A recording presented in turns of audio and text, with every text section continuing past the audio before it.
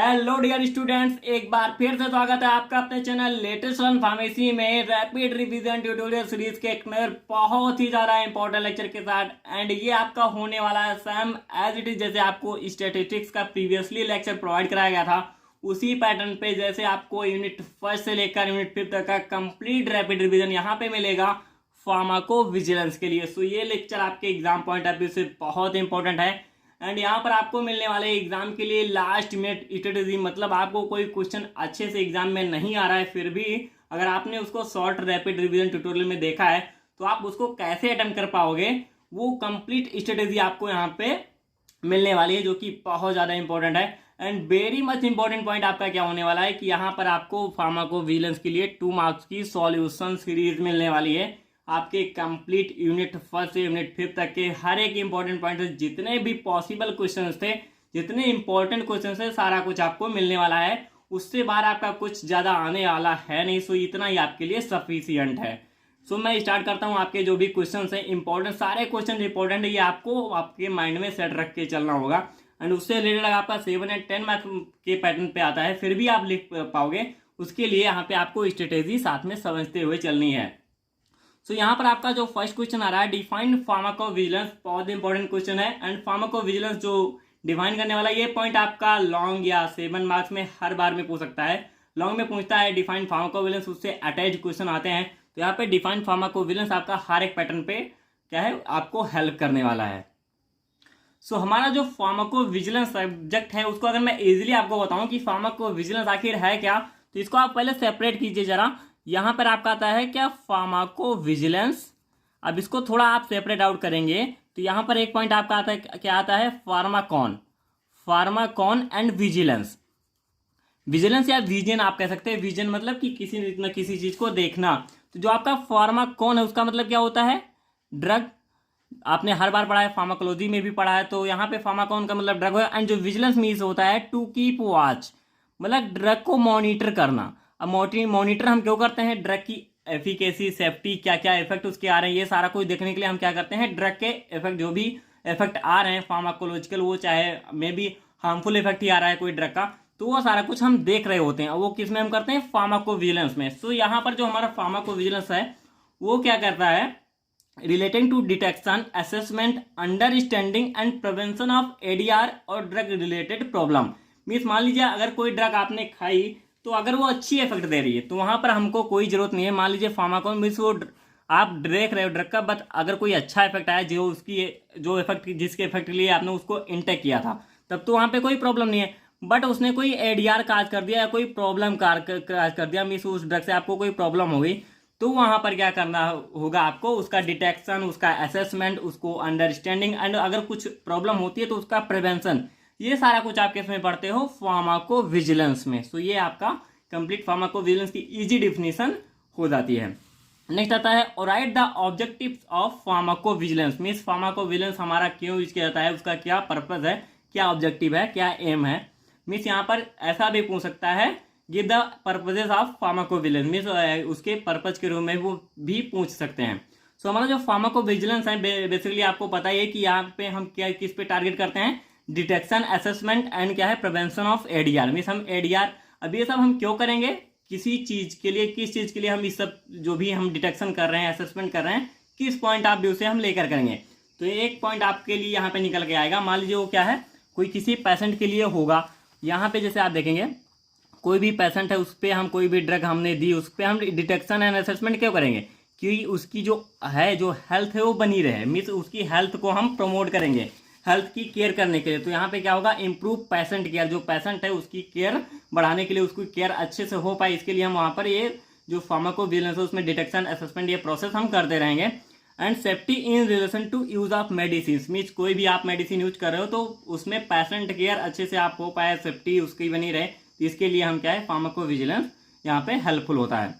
Next होता है to improve public health and safety in relation to use of medicine. Means जो भी public है, जैसे यहाँ पे पेशेंट, यहाँ पे इंडिविजुअल के लिया गया था, बट यहाँ पर टू इम्प्रूव पब्लिक हेल्थ, जैसे आपको ने देखा था कोविड कंडीशन में सभी को अवॉइड किया जाता था कि सभी लोग मास्क पहने, सैनिटाइजर यूज करें, क्राउड में ना रहें। तो मीन्स वहां पर भी आपको ये भी आपका आता है फार्माकोविजिलेंस में ही, कि टू इम्प्रूव पब्लिक हेल्थ, पूरी कंप्लीट जो सोसाइटी है पब्लिक है उसके लिए भी जो भी सेफ्टी सर्विलांस या सेफ्टी गाइडलाइंस ली जाती हैं वो भी आपका फार्माकोविजिलेंस में आता है। नेक्स्ट क्वेश्चन हमारा आता है और right the importance of safety monitoring of medicine. Means जो हमारी ड्रग या मेडिसिन है उसकी सेफ्टी मॉनिटरिंग क्या है, उसका इंपॉर्टेंस क्या होने वाला है। तो जो हमारी सेफ्टी मॉनिटरिंग मीन्स जो भी हमारी ड्रग है वो कितना सेफ है उसी को आइडेंटिफाई करना, उसकी सेफ्टी का इवैल्यूएशन करना, एंड अगर कुछ रिस्क इफेक्ट आता है तो उसको मिनिमाइज करना। तो ये सारा कुछ हमारा सेफ्टी मॉनिटरिंग में आता है। मीन्स सेफ्टी की मॉनिटरिंग करना, उसको देखना, उसका असेसमेंट करना। अब इसका इंपॉर्टेंस क्या होता है, the main goal of safety monitoring is to identify, जो मैंने आपके पॉइंट्स बताए, आइडेंटिफाई करना, जो सेफ्टी मॉनिटरिंग के प्रोसेस के अंतर्गत आते हैं, आइडेंटिफाई करना, इवेल्युएट करना एंड मिनिमाइज करना जो भी आपके रिस्क हों, जो भी रिस्क मिस में ड्रग या मेडिसिन से जो भी रिस्क आने वाले हैं उन्हीं को आइडेंटिफाई करना, इवेल्युएट करना, उसको मिनिमाइज करना। यही आपका क्या है, सेफ्टी मॉनिटरिंग के इंपॉर्टेंस होते हैं। नेक्स्ट आता है defined pharmacovigilance programme of India.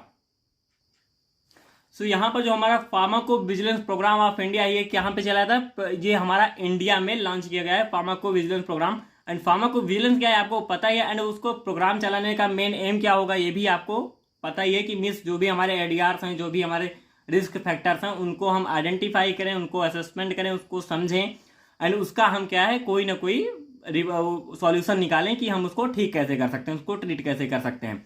But यहाँ पर पूछ रहा है कि आपको फार्माकोविजिलेंस जो प्रोग्राम ऑफ इंडिया है उसको आप डिफाइन कैसे करेंगे।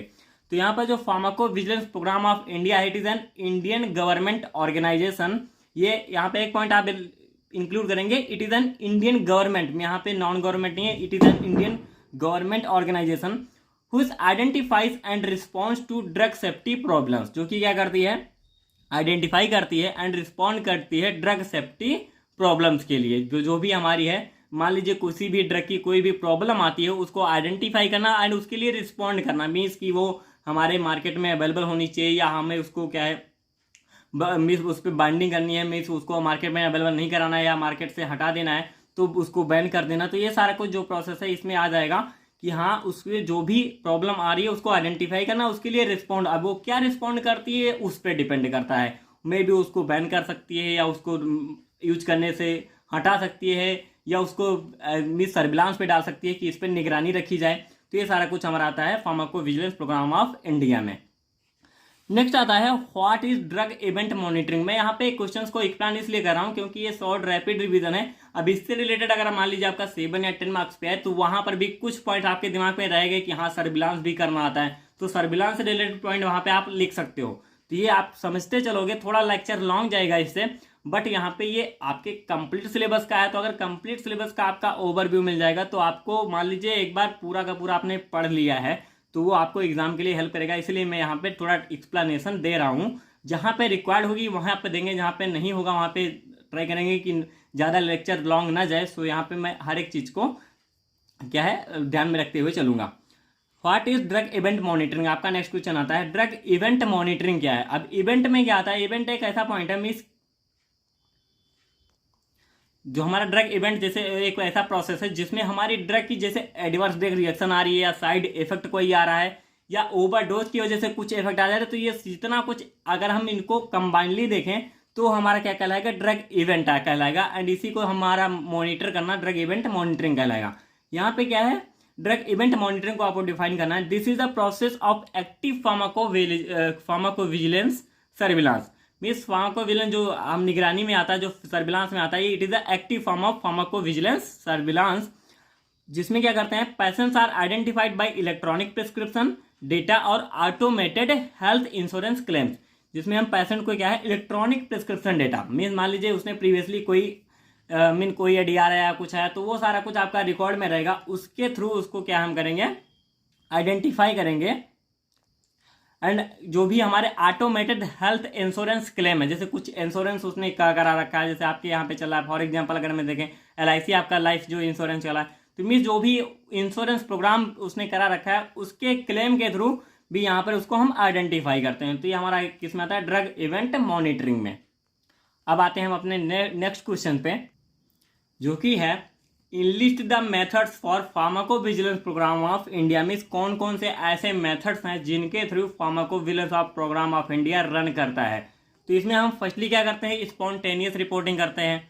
नेक्स्टली हम क्या करते हैं, targeted spontaneous reporting. Spontaneous reporting की मैं बात करूँ, मान लीजिए मीन्स किसी चीज को कंबाइनली अगर हम रिपोर्ट देखते हैं, मीन्स उसको मॉनिटर रिपोर्ट करते हैं, तो स्पॉन्टेनियस में आता है। मीन्स किसी चीज के एक साथ साथ हम लेके चलें, मान लीजिए आपने एक ड्रग मेडिकेशन ली, उसका आया, फिर साथ ही में दूसरा कोई आपने थेरेपी दी, उसके साथ आया, आपकी कहाँ कहाँ कौन कौन से इफेक्ट आ रहे हैं, तो ये आपके स्पॉन्टेनियस रिपोर्टिंग में आ जाता है। अब यहाँ पे एक आता है टारगेटेड स्पॉन्टेनियस रिपोर्टिंग। अगर इसी स्पॉन्टेनियस रिपोर्टिंग को आप समझें, मीन्स कोई एक टारगेटेड मेडिसिन को अगर हम लेके चले, जैसे यहाँ पे स्पॉन्टेनियस क्या गया, मीन्स आपकी जो कोई भी एडवर्स इफेक्ट आया तो वो मीन्स पूरे उसमें कितनी बार आया, कितना आया, तो ये सारा कुछ आपका स्पॉन्टेनियस में आ जाएगा। लेकिन टारगेटेड आपका स्पेसिफिक मेडिसिन के लिए, जैसे यहाँ पे स्पॉन्टेनियस आपने जो भी मेडिसिन ली हर एक मेडिसिन का इंक्लूड करेगा, बट यहाँ पे टारगेटेड में एक स्पेसिफिक मेडिसिन से क्या रिस्पॉन्स आया आपको, क्या वहाँ पे एडीआर आया, तो इसकी जो रिपोर्टिंग कहलाएगी वो टारगेटेड स्पॉन्टेनियस रिपोर्टिंग कहलाएगी। एंड कोहॉर्ट इवेंट जो मॉनिटरिंग होती है, ये एक लॉन्गिट्यूडनल स्टडी फॉर्म है। मिस आपके लिए मिस 2 साल 4 साल या 10 15 20 साल तक कोहॉर्ट में जाता है, मिस बहुत लॉन्ग टर्म में जाता है, तो वो पूरा का पूरा एक डेटा निकाल के रखेंगे कि तो उसमें क्या आएगा, वो आएगा हमारा कोहॉर्ट इवेंट मॉनिटरिंग में। Means it is a longitudinal study, ये जो कि लॉन्ग टर्म के लिए हमारा रन करता है, बहुत सारे कुछ डेटा वहाँ पे इंक्लूड करते हैं। एंड ये क्या है, लॉन्ग फॉर्म होता है किसी भी स्टडी में, जो आपका कोहॉर्ट स्टडी आता है। कोहॉर्ट के स्टडी भी आपकी आती है, वहाँ पर भी आपको एक पॉइंट याद रखना है कि जो कोहॉर्ट या कहीं भी अगर आता है कोहॉर्ट स्टडी, तो वहाँ पे आपका ये है long period of over the long period of time के लिए रहेगा। नेक्स्ट आता है mention the step involve in pharmacovigilance process. कौन कौन से मेथड्स हमारे फार्माकोविजिलेंस प्रोसेस में इन्वॉल्व होते हैं, मीन्स कैसे कैसे यहाँ पे किसी भी एडीआर अगर कुछ होता है तो आप कैसे उसको स्टेप बाय स्टेप कैसे वहाँ पे मेजर करते हो, कैसे एक्सप्लेन करते हो, कैसे उसका ट्रीट करते हो। तो यहाँ पे फर्स्ट हम क्या करते हैं, detecting and reporting on ADR, means उसका डिटेक्शन होगा, फिर उसको रिपोर्ट करेंगे। डेटा कलेक्शन एंड कैप्चर, कोई भी जो भी हमको डेटा मिला, कैसे आया, किस ड्रग से आया, कितने बजे आया, और पेशेंट की कंडीशन क्या है, सारी चीज़ को हम कलेक्ट करेंगे, उसको कैप्चर करेंगे, उसका स्टोरेज एंड उसका मेंटेनेंस हम करेंगे। नेक्स्ट आएगा data selection and retrieval and manipulation, फिर डेटा सिलेक्शन होगा, उस पर रिट्राइवल होगा, और उसका मैनिपुलेशन, उस पर हम क्या है जो भी स्टडी करेंगे, उसके बाद उसका जो भी सॉल्यूशन निकालेंगे, उसका ट्रीटमेंट या प्रिवेंशन के जो भी प्रोसेस निकालेंगे, वो सारा कुछ प्रोसेस आएगा। नेक्स्ट आता है defined ADR according to WHO। अब यहाँ पे अकॉर्डिंग टू WHO जब आपको डेफिनेशन देनी होगी, तो वहाँ पर डेफिनेशन में आपको चेंज नहीं करना है। मैं एक बात बता दूँ, ऐसा नहीं कि आप नॉर्मल डेफिनेशन लिख दो, वहाँ पे जो ये डेफिनेशन दी गई है वही आपको लिखना है, चाहे आप इसको थोड़ा ईजी डेफिनेशन है, ज़्यादा कुछ है नहीं यहाँ पे, अभी मैं समझा दूंगा, तो वहाँ पर थोड़ा ऐसा नहीं कि आप सेंटेंस चेंज नहीं कर सकते, लेकिन जो पॉइंट है वो नहीं चेंज होना चाहिए। तो एडवर्स आपका क्या होता है, मिस एडवर्स मीन्स कोई उल्टा या अपोजिट या हार्मफुल जो इफेक्ट आपका आता है, ये आपका एडवर्स हो गया, मीन्स कोई भी एडवर्स रिएक्शन होगी। अब यहाँ पर अकॉर्डिंग टू WHO देना है, मीन्स कोई हार्मफुल ड्रग रिएक्शन आपकी बॉडी में हो रही है।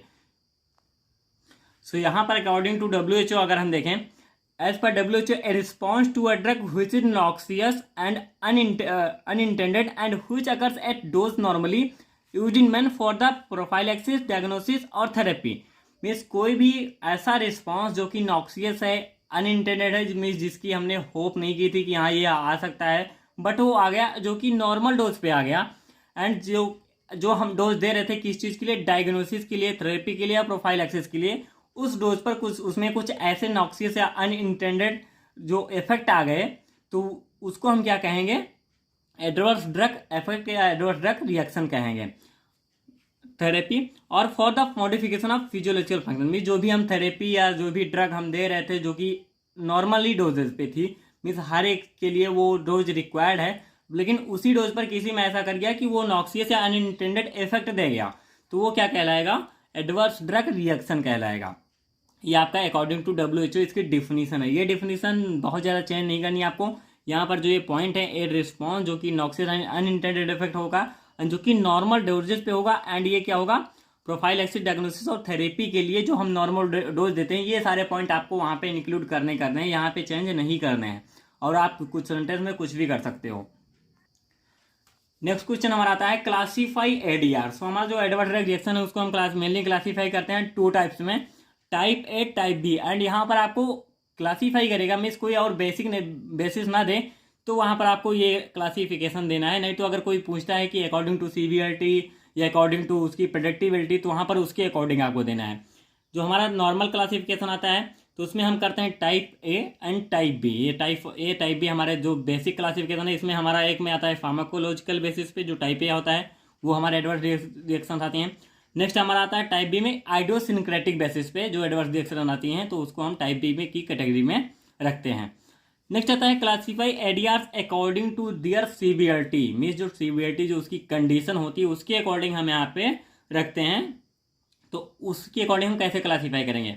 फर्स्ट आपका आएगा माइनर एडीआर, नेक्स्ट आएगा मॉडरेट जो कि अनुकूल के कैटेगरी में आएगा, सीवियर एडीआर जो कि मीन्स यहाँ पे आपको क्या क्या इसके अंदर में क्या क्या होने वाली है आपको देखना रहेगा। माइनर एडीआर में आपको क्या यूज करना है, मीन्स आपको हॉस्पिटलिटी चाहिए, आपको क्या मेडिकेशन लेना है, आपको हॉस्पिटल में जाने की ज़रूरत है या नहीं है, तो ये सारा कुछ पॉइंट आपको एक बार देख लेना है। बट यहाँ पे बता दूँ माइनर में आपको केवल हॉस्पिटलिटी जरूरी है, ज़्यादा कुछ ट्रीटमेंट जरूरत नहीं है। मॉडरेट वाले में आपको मॉनिटरिंग जरूरी है एंड साथ ही साथ आपको ट्रीटमेंट भी लेते रहना। सीवियर वाले में आपको हाई लेवल की मीन्स प्रोसेस जो भी है मेडिकेशन जरूरी है, अच्छे से ट्रीटमेंट करवाने हैं। लीथल में जो कि आपकी डेथ कैटेगरी आ जाती है, मीन्स बहुत क्रिटिकल कंडीशन मीन्स डेथ जो कि एडवर्स रिएक्शन से जो डेथ हो जाती है वो कैटेगरी जो होती है वो हमारी लीथल में आती है। तो ये हमारी सीवियरिटी के अकॉर्डिंग जो हुई क्लासिफिकेशन होता है एडीआर का, वो हो गया। नेक्स्ट आता है define challenge and D challenge, बहुत इंपॉर्टेंट क्वेश्चन है, पूछता जरूर है, डाउटफुल क्वेश्चन आता है वहाँ पे आपको दे देगा तो आप थोड़ा डाउटफुल चले जाओगे ये इसमें हम क्या डालें यानी किस पॉइंट का है, ये भी आप नहीं कर पाओगे, मिस पहचानने में थोड़ा अच्छा ईजी नहीं रहता अगर आपने सही से पढ़ा नहीं होगा। तो डी हमारा जो चैलेंज एंड डी चैलेंज है ये हमारा किस में आता है? कोई भी ड्रग है आप हम किसी को दे रहे हैं या किसी भी पेशेंट को दे रहे हैं तो उसमें कोई भी ऐसा मीन्स कोई ड्रग इवेंट है या कुछ ट्रीटमेंट है क्वेश्चन में, मीन्स हमको बहुत अच्छे से पता नहीं है कि ये ट्रीटमेंट हमारे लिए सही होगा या गलत होगा, फिर भी हमने ले लिया कि चलो दे देते थे। मीन्स वो आपने जिससे क्या होता है किसी भी पेशेंट की अगर वो क्रिटिकल कंडीशन में है तो क्या है उसका ट्रीटमेंट होने से पहले उसकी प्लानिंग की जाती है। मीन्स एक मान लीजिए कोई पेशेंट है यहाँ पे तो उसको आप ट्रीटमेंट देने से पहले उसकी प्लानिंग अच्छे से करोगे कि हाँ आपको ये ट्रीटमेंट यहाँ पे देने हैं, आपका एक प्रिस्क्रिप्शन ऑर्डर बन के आएगा, उसको कंडीशन उसमें जिसका SpO2 लेवल कैसे होना चाहिए, आपको टाइमली कैसे NS देना है, कैसे DNS देना है, तो ये सारा कुछ आप क्या है प्लान पे होता है। बट यहाँ पर क्या है मान लीजिए ये प्लानिंग आपकी नहीं बन पाई है, वहाँ पर कोई भी ऐसी ड्रग है जो वहाँ पे देने का देने से क्या होगा या क्या नहीं होगा वो आप अच्छे से नहीं क्या है कन्फर्म कर पाए हो, फिर भी आपने ट्रीटमेंट करना सोच लिया कि चलो कर देते हैं। मीन्स ट्रीटमेंट इन क्वेश्चन जो कि विचाराधीन है, उसका ट्रीटमेंट कैसे होना है ये आपको पता नहीं है, तो वहाँ पर जो भी आप ड्रग देते हो पेशेंट को तो वो आपका चैलेंज में आएगा। आपने क्या है चैलेंज चुनौती ली है कि हाँ चलो दे देते हैं। अब नेक्स्ट आता है D challenge, stopping of drug usually after an adverse event.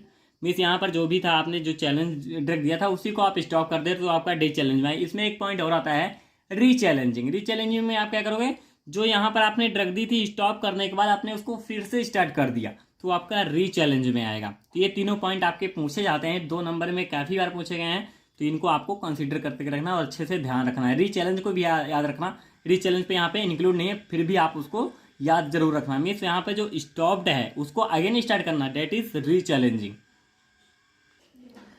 Next question हमारा आता है what do you understand by seriousness of ADRs. Means जो एडीआर्स आते हैं उसकी सीरियसनेस से आप क्या समझते हो। तो ये क्वेश्चन का आंसर मैंने नहीं लिखा है, बहुत सिंपल क्वेश्चन है। मीन्स सीरियसनेस क्या है, मीन्स किसी चीज़ की जो भी सीवियरिटी है मीन्स कंडीशन है वो क्रिटिकल हो जाना। तो यहाँ पर आप इसको एक छोटा सा पॉइंट ऑफ व्यू 1 या 2 लाइन आप हमको कमेंट बॉक्स में लिख के दीजिए कि आप यहाँ पे मैंने आपका what do you understand bye means आप क्या समझते हो। तो सीरियसनेस ऑफ एडीआर्स के लिए थोड़ा सा जो भी 1-2 पॉइंट आपके समझ में आ रहा हो अपनी उसमें हमको कमेंट बॉक्स में लिख के भेजिए। मैं देखना चाहेंगे कि आप कैसे इसको बना पाते हो। अब ये आपके लिए बहुत इंपॉर्टेंट है, ऐसे क्वेश्चन एग्जाम में अगर पूछ लिए जाते हैं तो वहाँ पर आप इसको खुद से भी लिख सकते हो। सीरियसनेस क्या है ये पॉइंट आपको समझ में आ रहा है, तो ये आपकी एक स्ट्रेटेजिक पॉइंट है कि आप अगर ऐसे क्वेश्चन आए तो उसको कैसे लिखोगे। हम ये देखना चाहेंगे, अगर कोई भी ऐसा नहीं कर पाएगा तो मैं उसको क्या है रिप्लाई करूंगा कि हाँ इसको आपको कैसे लिखना है। तो ये आपके लिए इंपॉर्टेंट पॉइंट है, इसका आप अपना पॉइंट ऑफ व्यू हमको जरूर दें। ये आपके लिए है ना कि हमारे लिए, एंड ये हमारे लिए भी है कि आप हमारे लिए कितने अवर हो, ये भी हमारे लिए इंपॉर्टेंट होगा कि आप हमारे जो भी मैं स्ट्रेटेजी बता रहा हूँ कितना फॉलो करते हो, क्योंकि बताने का तभी इफेक्ट आएगा जब आप फॉलो करोगे। तो ये आपके लिए इंपॉर्टेंट है कि आप इसको हमें बताओ कि इसका क्या पॉइंट ऑफ व्यू आपके समझ में आ रहा है कि आप सीरियसनेस ऑफ एडीआर को आप कैसे डिफाइन करोगे, एक या दो लाइन में से एक दो लाइन बहुत है इसके लिए कि सीरियसनेस ऑफ एडीआर क्या है। नेक्स्ट आता है what is the meaning of ICSR means individual case safety report. So यहां पर आप एक पॉइंट देखिए, individual means case safety report क्या है, मीन्स किसी भी जो भी ड्रग है उसका इंफॉर्मेशन लेना, उसको उससे रिलेटेड मीन्स कोई भी एक या दो मेडिसिन किसी पेशेंट के द्वारा ली गई या किसी हॉस्पिटल में मान लीजिए किसी एक जगह पे ली गई, तो उसका में क्या क्या उसका पूरा जो भी सस्पेक्टेड एडीआर आया तो उसका क्या क्या सारा कुछ इन्फॉर्मेशन उसका डिस्क्राइब करना। तो ये आपका एक केस सेफ्टी रिपोर्ट होता है, मीन्स एक रिपोर्टिंग होती है। वहां पर इंडिविजुअल वर्ड आ रहा है, मीन्स किसी एक के लिए आप कर रहे हो, तो वहां पर ये आपका इंडिविजुअल आईसीएसआर कहलाएगा। मीन्स एक कोई रिपोर्ट जो कि क्या है कंटेन कर रही है इन्फॉर्मेशन डिस्क्राइबिंग सस्पेक्टेड एडीआर, जो कि सस्पेक्टेड एडीआर के लिए एक इन्फॉर्मेशन कलेक्ट कर रही है। मान लीजिए कोई पेशेंट ने एक या एक से अधिक मेडिसिन ली, उसके लिए है ओनली वन पेशेंट, एक ही पेशेंट ने एक या एक से अधिक ड्रग ली, तो उसके लिए कोई आप जो रिपोर्ट कर रहे हो जो कि क्या करती है डिस्क्राइब कर रही है इन्फॉर्मेशन सस्पेक्टेड एडीआर के लिए, तो आपका इंडिविजुअल केस सेफ्टी रिपोर्ट कहलाएगा। यहाँ पे डेफिनेशन आप पढ़ लेना, इजी डेफिनेशन है, कुछ ज्यादा इसमें है नहीं। नेक्स्ट आता है what is an ADE adverse drug event क्या है। अब जैसे मैंने आपको एडवर्स ड्रग इवेंट एक बार बता भी दिया था कि उसमें आपका जो भी एडीआर आता है ड्यू टू ओवरडोज हो गया या आपने कोई डोज रिडक्शन किया है, डिसकंटिन्यू की थेरेपी, तो इन सब चीज को हम कलेक्टिवली किस में रखते हैं, एडवर्स ड्रग इवेंट में। Harm cause by the drug जो कि आप क्या है जो भी हार्मफुल इफेक्ट, जैसे एडवर्स आपका क्या मतलब हो जाता है harm effect, harm cause by the drug जो कि आपका आया एडीआर आया और due to overdose adverse drug reaction आ गए मान लीजिए, या फिर कोई ओवरडोज की वजह से कुछ रिएक्शन कुछ कंडीशन बन गई। नेक्स्ट आता है harm for use of drug, आपने ड्रग की यूज की, वहां पे जो भी आपने डोज रिड्यूस कर दिया या अच्छे से डोज नहीं लिया।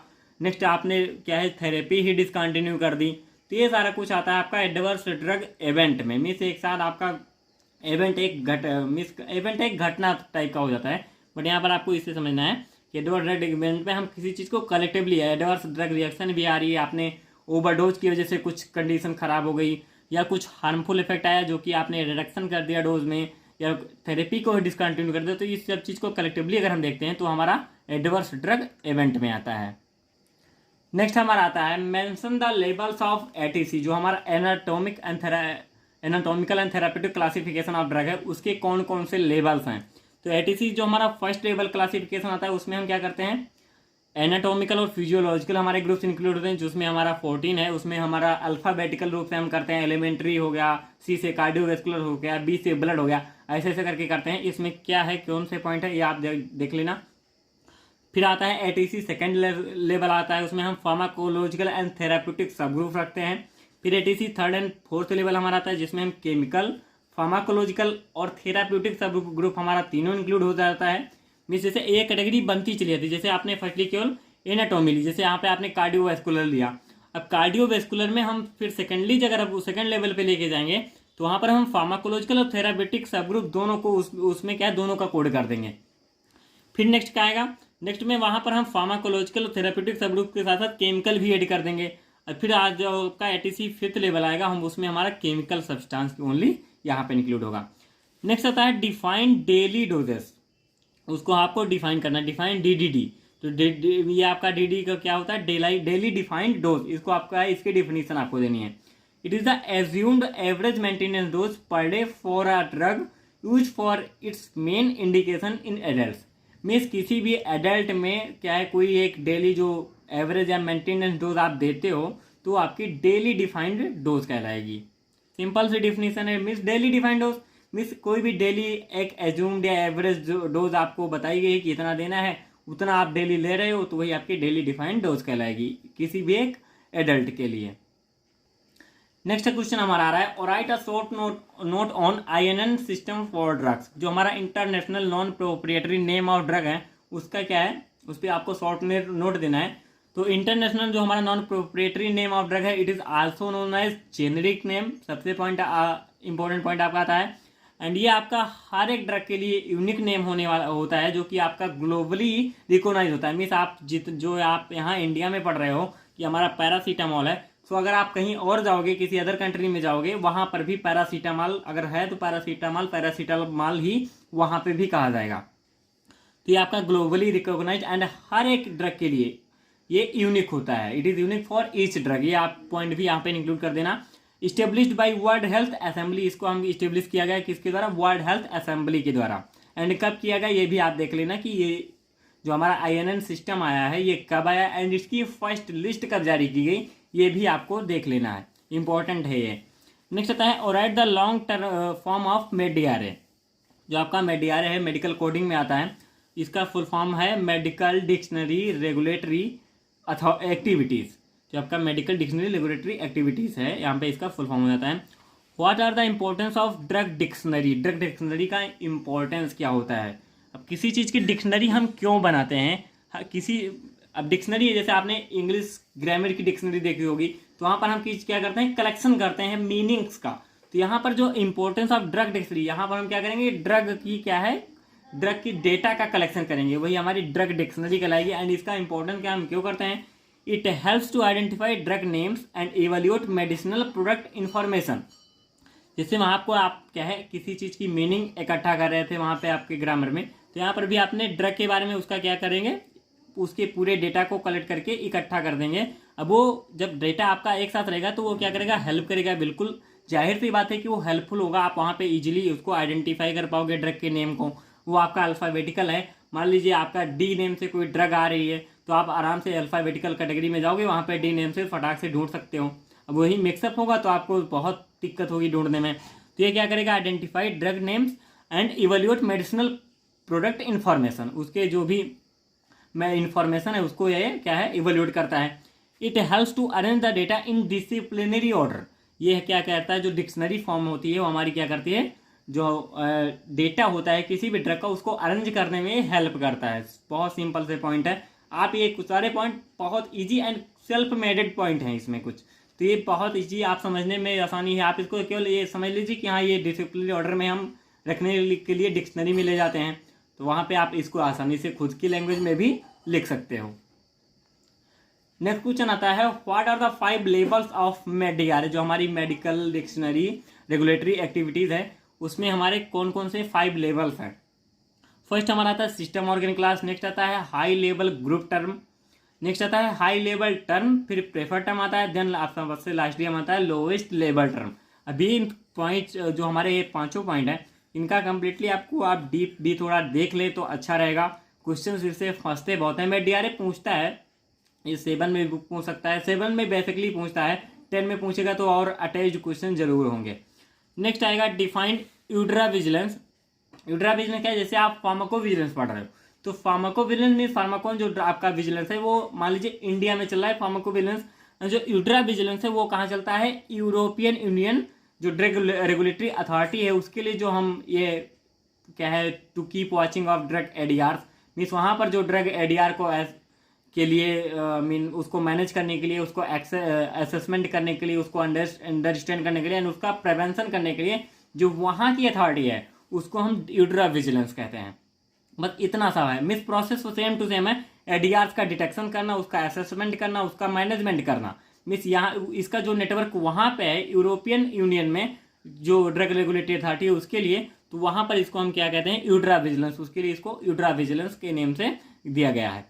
नेक्स्ट आता है give the types of drug information resources. कौन कौन से हमारे ड्रग इन्फॉर्मेशन रिसोर्सेज के टाइप्स हैं? लॉन्ग इसका 7 एंड 10 मार्क्स में क्वेश्चन बहुत पूछता है। ये आपको मिस मोस्ट या वेरी इंपॉर्टेंट क्वेश्चन की कैटेगरी में आप इसको रख के चलिएगा। 7 या 10 मार्क्स में बहुत पूछता है ड्रग इन्फॉर्मेशन रिसोर्सेज। तो इसके टाइप्स कौन कौन से हैं? Primary, secondary and tertiary. Primary में हमारा आता है जो हमारे पैटर्न्स होते हैं, पैटर्न्स जो फॉर्मेट दिए जाते हैं, कॉन्फ्रेंस रिपोर्ट होती हैं, केस रिपोर्ट होती हैं, जर्नल्स होते हैं, थेसिस होती है, तो ये सारा हमारा प्राइमरी इन्फॉर्मेशन में आती है, रिसोर्स में आता है। सेकेंडरी में आता है बाइबिलियोग्राफिक, जो हमारी बाइबिलियोग्राफी होती है, बाइबिल होती है, बाइबिलियोग्राफिक डेटाबेस। फिर उसका बाद इंडेक्सिंग होते हैं, एब्स्ट्रैक्ट होते हैं, तो ये सारा कुछ हमारा सेकेंडरी में आ जाता है। एब्स्ट्रैक्टिंग आपका प्राइमरी में भी आते हैं। टर्सरी में आपकी केवल text book, hand book and कुछ कॉम्पेंडिया आती हैं, ड्रग कॉम्पेंडिया आती हैं, तो ये आपके टर्सरी इंफॉर्मेशन रिसोर्सेज में आ जाते हैं सारे के सारे। नेक्स्ट क्वेश्चन आपका आता है व्हाट इज CROS, मीन्स जो कॉन्ट्रैक्ट रिसर्च ऑर्गेनाइजेशन हैं वो क्या हैं। तो contract research organisation means basically इसको हम कहें कि it is a service organisation which provide support to industry. बहुत बेसिक सा पॉइंट है कि ये क्या है, इंडस्ट्री को सपोर्ट करती हैं। उस किसके लिए करती हैं, it offers various pharmaceutical research that is essential for conducting clinical trials, means जो हमारी फार्मास्यूटिकल रिसर्च होती हैं उनके लिए एंड जो हमारी क्लिनिकल रिसर्च होती है उनको कंडक्ट कराने के लिए, इन्हीं फार्मास्यूटिकल रिसर्च के लिए। तो ये सारा कुछ जो ऑफर है ये प्रोवाइड करती हैं, किस चीज़ को, इंडस्ट्री को ऑफर करती हैं ये सारे प्रोसेस को कंडक्ट कराने के लिए। तो ये हमारा कॉन्ट्रैक्ट रिसर्च ऑर्गेनाइजेशन ये कॉन्ट्रैक्ट लेती हैं इन सारे प्रोसेस को कराने के लिए। नेक्स्ट आता है define safety surveillance. Safety surveillance हमारे क्या होते हैं, सेफ्टी मीन्स क्या होता है, सेफ्टी स्टैंडर्ड हमारे जो होते हैं वो सेफ्टी हमारे कहलाएं। सर्विलांस मीन्स वाचिंग और मॉनिटरिंग, किसी चीज़ की को वॉच करते रहना या मॉनिटर करते रहना, मीन्स उस पर निगरानी रखना, उसकी देख रेख रखना, तो ये हमारा क्या कहलाएगा, सर्विलांस कहलाएगा। बट यहाँ पर आपको सेफ्टी सर्विलांस, अब सेफ्टी के लिए आप क्या है, किसी ड्रग के इफेक्ट को देखोगे कि उसका क्या इफेक्ट आ रहा है, किसी ड्रग का जो भी फार्माकोलॉजिकल या कोई हार्मफुल इफेक्ट आ रहा है या उसकी डोजिंग सही से दी जा रही है नहीं दी जा रही है, सारा कुछ आप देखोगे। तो ये हमारे क्या है, सेफ्टी स्टैंडर्ड को हम वॉच या मॉनिटर उसकी देख रेख कर रहे हैं, तो ये हमारा सेफ्टी सर्विलांस कहलाएगा। इसको हम कैसे डिफाइन करेंगे, regular watching and monitoring of safety standards to control the spread of infectious disease. जो आपका वैक्सीन सेफ्टी सर्विलांस है ये उससे रिलेटेड पॉइंट है कि आप जो भी वैक्सीन दे रहे हो उसका आपको उसको उसकी देख रेख करनी है, उसका क्या कुछ कैसे आ रहा है। तो वहाँ पर जो भी है आपका vaccine safety surveillance is a regular watching and monitoring of safety standards to control the spread of infectious disease. जो इन्फेक्टियस डिजीज है उसको स्प्रेड, उसकी स्प्रेडिंग को कंट्रोल करने के लिए आप रेगुलर वॉचिंग एंड मॉनिटरिंग जो करते हैं वही आपका सेफ्टी सर्विलांस कहलाता है। नेक्स्ट आपका आता है importance of vaccine safety. Importance of vaccine safety क्या है, मीन्स वैक्सीन की सेफ्टी को हम क्यों कंसीडर करें, क्यों, उसका क्या इंपॉर्टेंट होने वाला है। To decrease risk and increase attention on vaccine risk, means कोई भी रिस्क अगर वैक्सीन से आ रहा है उसको डिक्रीज करने के लिए, और वैक्सीन पर अगर कोई रिस्क आ रहा है तो उस पर और अटेंशन देने के लिए कि हाँ वो रिस्क क्यों आ रहा है, कैसे आ रहा है, उसको अच्छे से उसको निगरानी करना, उसका सर्विलांस करना। तो ये सारा कुछ हमारा वैक्सीन सेफ्टी में आता है।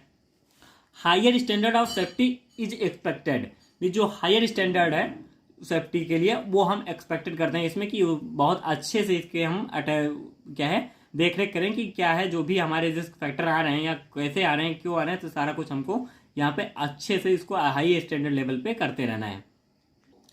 नेक्स्ट हमारा आता है define vaccination failure. Vaccination failure क्या होता है, it occurs when organism immune system does not produce enough antibodies when get vaccinated. Means कोई भी वैक्सीनेशन दी गई आपको बट वहां पर क्या हुआ, जो आपका इम्यून सिस्टम है अच्छे से एंटीबॉडीज को प्रोड्यूस नहीं कर पा रहा है, तो वो आपका क्या कहलाएगा, वैक्सीनेशन फेल्योर कहलाएगा। मीन्स वहां पे आपकी वैक्सीन जो भी वैक्सीनेशन आपने ली वो फेल हो गई। नेक्स्ट पॉइंट आता है और राइट और note on communication process in pharmacovigilance. Most important point है कम्युनिकेशन प्रोसेस। यहाँ पे कम्युनिकेशन प्रोसेस दिया गया है, मीन्स कम्युनिकेशन इन फार्माकोविजिलेंस क्या है एंड कम्युनिकेशन प्रोसेस ही आपका 7 मार्क्स में पूछ सकता है। तो यहाँ पर आप इसका है कि हर एक पॉइंट को, ये जो आपका चार्ट है इसको देख के वहाँ पर हर एक पॉइंट को लिख के आप एक्सप्लेन कर सकते हो, तो आप 7 मार्क्स में भी इसको लिख सकते हो। It is the strategy of understanding all the points. Means यहाँ पे एक पॉइंट को आप ये देखोगे, इससे आप 7 मार्क्स में भी लिख सकते हो।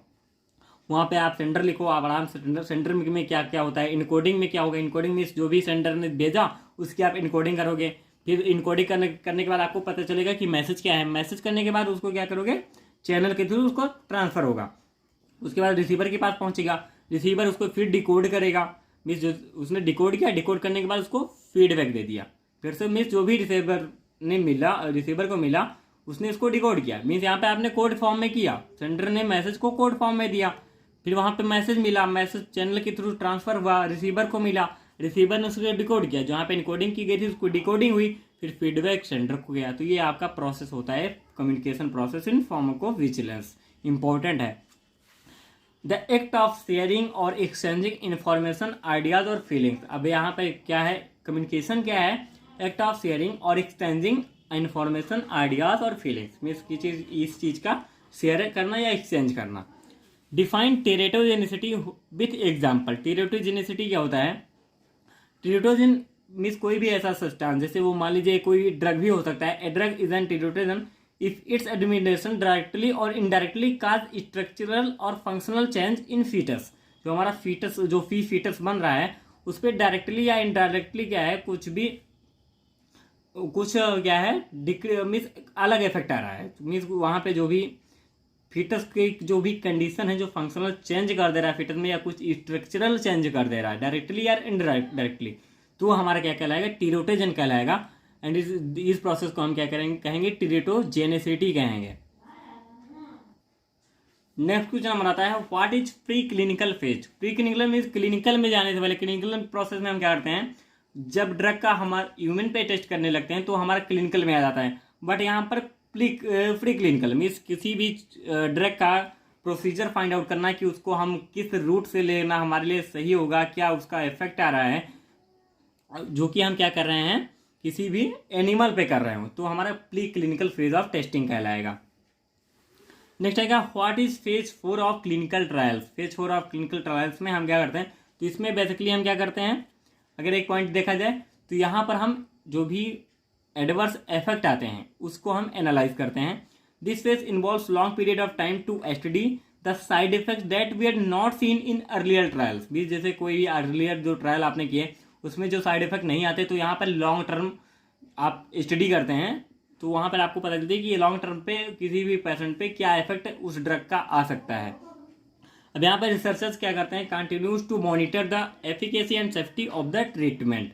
उसको क्या है, लॉन्ग टर्म के लिए उसको मॉनिटर करते रहते हैं, means at least 10 year, 2 years, 5 years, 4 years या ओवर 20 ईयर्स तक यहाँ पर करते रहते हैं उसको।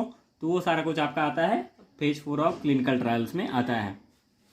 What is post marketing safety in pharmacovigilance. Post marketing safety means मान लीजिए कोई भी ड्रग हमारी क्या है मार्केट में क्या है लॉन्च हो चुकी है, बट उसके बाद क्या करना, उसकी जो इफेक्ट है उसको मॉनिटर करना, तो ये आपका कहलाएगा पोस्ट मार्केटिंग सेफ्टी कहलाएगा। मीन्स ड्रग अगर आपकी मार्केट में अवेलेबल हो चुकी है, उसके बाद जो उस पर ट्रायल्स या चल रहे हैं, मीन्स क्लिनिकल ट्रायल के बाद जो मार्केट में ड्रग पहुंच चुकी उसका मॉनिटरिंग जो हम कर रहे हो, तो हमारा पोस्ट मार्केटिंग सेफ्टी कहलाएगा। नेक्स्ट आता है mention few example of predictable ADR. इसमें हमारा स्टोमक इरिटेशन एंड ब्लीडिंग आ जाता है।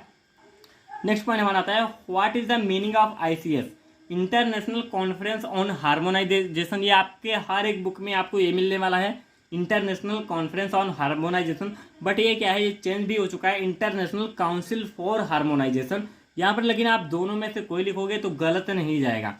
International conference on harmonisation and council for harmonisation, ये दोनों आपका सही है। What is the purpose of ICH. ICH means to achieve greater harmonisation, ये हमारा मेन पर्पज है। To ensure the high quality safe and effective medication development, यहाँ पर आपका है जो भी हमारी safe and effective medication development के लिए उसको एश्योरिंग करना, ये भी हमारा आईसीएच में आता है। नेक्स्ट हमारा आता है डिफाइन फार्माकोजीनोमिक्स। फार्माकोजीनोमिक्स मीन्स यहाँ पे एक पॉइंट इसको समझिए, यहाँ पर भी आपको फार्माकोजीनोमिक्स को पहले सेपरेट आउट करना है। फार्माकॉन आपका आ जाता है और जीनोमिक्स मतलब यहाँ पे जीनोम आपके जो आरएनए या डीएनए है उससे रिलेटेड। फार्माकोजीनोमिक्स क्या होती है आपकी ड्रग, एंड जीनोमिक्स क्या होता है जो आपके डीएनए या आरएनए। तो जो हमारा फार्माकोजीनोमिक्स है वो क्या करता है, वो ये बताता है कि किसी भी मान लीजिए हर एक पर्सन में एक यूनिक जीनोम होता है, तो उसके अकॉर्डिंग ड्रग का जो रिस्पॉन्स है वो चेंज हो जाता है।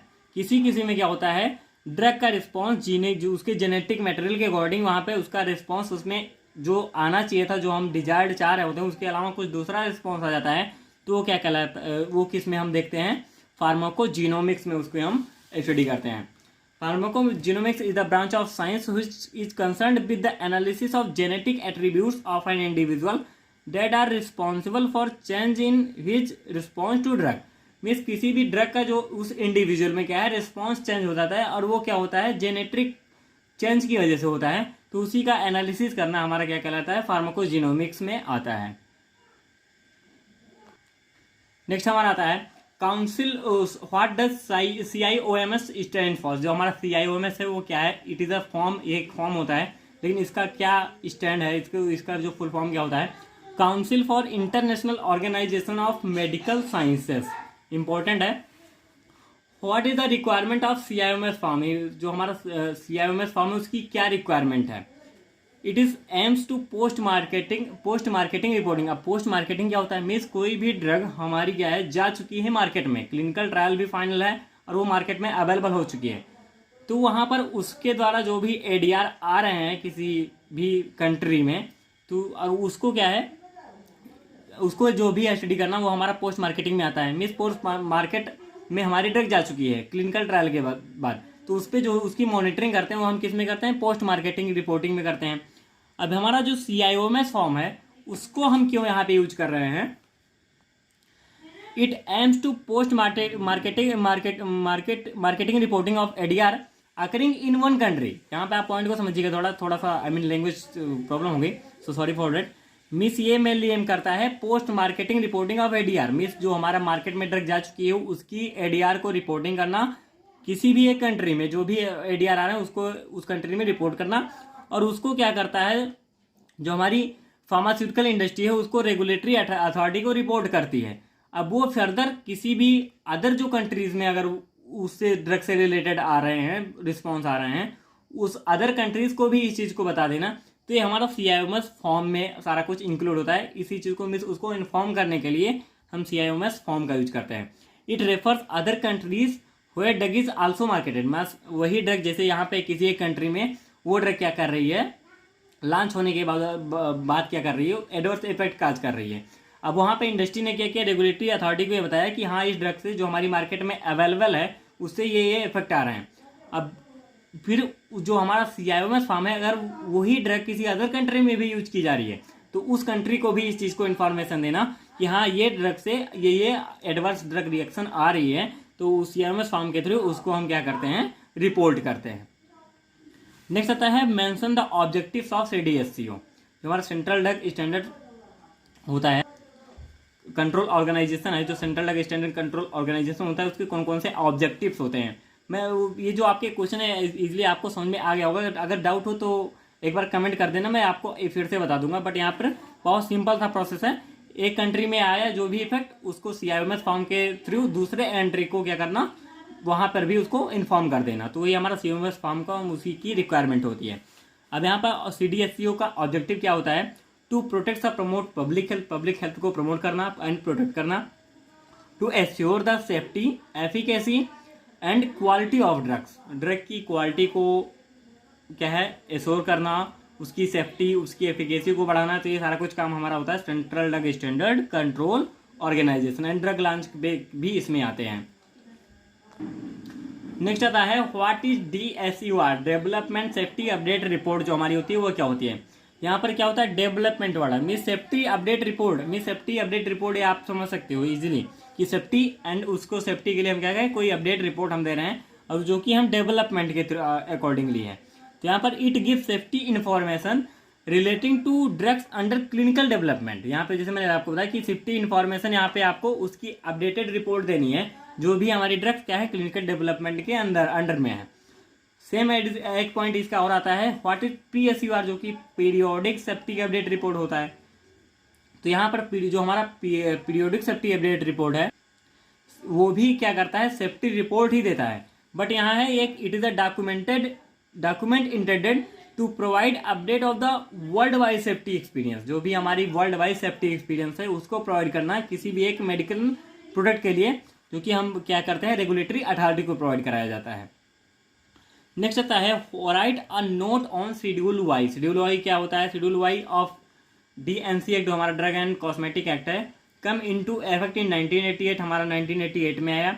It provides guidelines for the conduct of clinical trials of new drugs in India. जो भी हमारी कोई न्यू ड्रग आती है उनके क्लिनिकल ट्रायल के लिए जो भी गाइडलाइन आती है वो हमारी शेड्यूल वाई के अंतर्गत आती हैं। तो ये सारा कुछ आपकी जो भी इंपॉर्टेंट क्वेश्चन थे सारे कुछ कंप्लीट हुए। मे भी आपको सारे कुछ इंपॉर्टेंट समझ में आएंगे, मैंने एक्सप्लेन भी किया अच्छे से कि आपको समझ में सारा कुछ आ जाए। कोई डाउट कोई क्वेरी या कुछ भी क्वेश्चन समझ में नहीं आया हो तो आप हमसे डायरेक्टली कमेंट बॉक्स में पूछ सकते हो, या व्हाट्सएप चैट सपोर्ट के थ्रू भी आप हमसे कोई भी क्वेरी आपकी पूछ सकते हो। आपकी सारी क्वेरी क्लियर आउट कर दी जाएगी। एंड यहाँ इसका PDF आपको मिलेगा हमारी वेबसाइट www.latestonpharmacy.com पर।